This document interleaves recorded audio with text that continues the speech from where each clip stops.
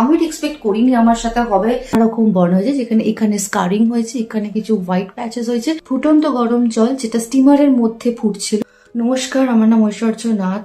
কয়েকদিন আগে আমার সাথে যে মর্মান্তিক ঘটনাটি ঘটেছিল, বিউটি পার্লারে একটি সামান্য ফেশিয়াল ট্রিটমেন্ট নিতে গিয়ে, আশা করি এটা সকলেই জানেন।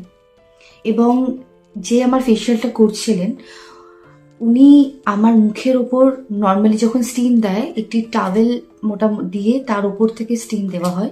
উনি আমার মুখের ওপর কোনো রকম টাওয়েল বা কিছু ছাড়াই স্টিমারের নজলটা যেটা দিয়ে স্টিম দেওয়া হয় সেটাও না করে, স্টিমারটাকে পুরো তুলে এনে আমার মুখের ওপর এরকম টিল্ট করে স্টিম দিতে গিয়ে ফুটন্ত গরম জল যেটা স্টিমারের মধ্যে ফুটছিল সেটা ফেলে পুরো আমার এখান থেকে পুড়ে গেছিল। আমার অন্য ভিডিওতে যেটা আপনারা দেখতে পাবেন, আমি জাস্ট এখন যে অবস্থা আছে সেটা দেখাচ্ছি।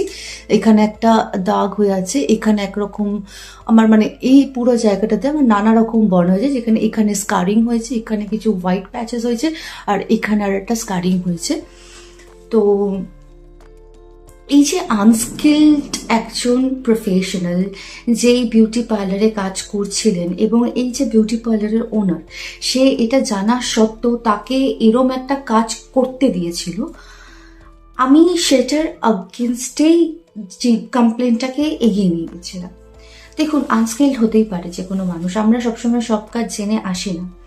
বাট ব্যাপারটা হচ্ছে যে আমি যখন একটা কাজ শিখছি, আমার সাথে একজন ট্রেন্ড কেউ থাকা দরকার, যে আমি যদি কোথাও কিছু ভুল ত্রুটি হয় সে আমাকে ধরিয়ে দেবে।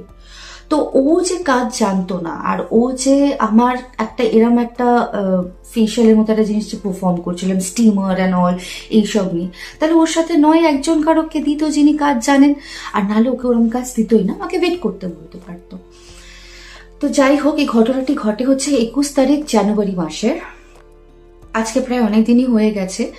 এবং তারপরেই সঙ্গে সঙ্গে যেদিন ঘটনাটি ঘটেছিল, আপনারা হয়তো দেখেইছেন যে আমার বাবা মা আর আমার হাজব্যান্ড ওখানে ঘটনাস্থলে পৌঁছে, এবং সেখান থেকে আমাকে একটি বেসরকারি হসপিটালে নিয়ে যাওয়া হয় প্রাথমিক চিকিৎসা করার জন্য। সেখান থেকে সার্ভেপাল পুলিশ স্টেশনে একটি কমপ্লেন্ট লজ করা হয় ওই পার্লারের এগেনস্টে।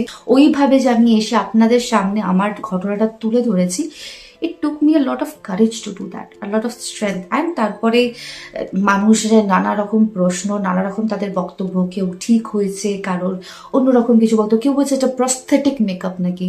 তো এইসব আমি জানতাম হবে, তার সত্ত্বেও আপনাদের কাছে আনার রিজন আমার একটাই ছিল, যাতে আপনারা সতর্ক হন, আপনাদের যাতে কখনো এরকম না হয়। তো এই মুহূর্তে দাঁড়িয়ে আমি পার্লারের নামটা ডিসক্লোজ করতে পারছি না because of the litigation proceedings.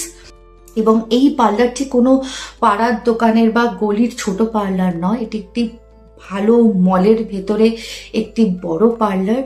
বহু লোক আমার জন্য প্রে করেছেন, বহু লোক আমার জন্য নানা রকম গুড উইশেস পাঠিয়েছেন। আপনাদের কাছে আমি সত্যি কৃতজ্ঞ, থ্যাংক ইউ সো মাচ।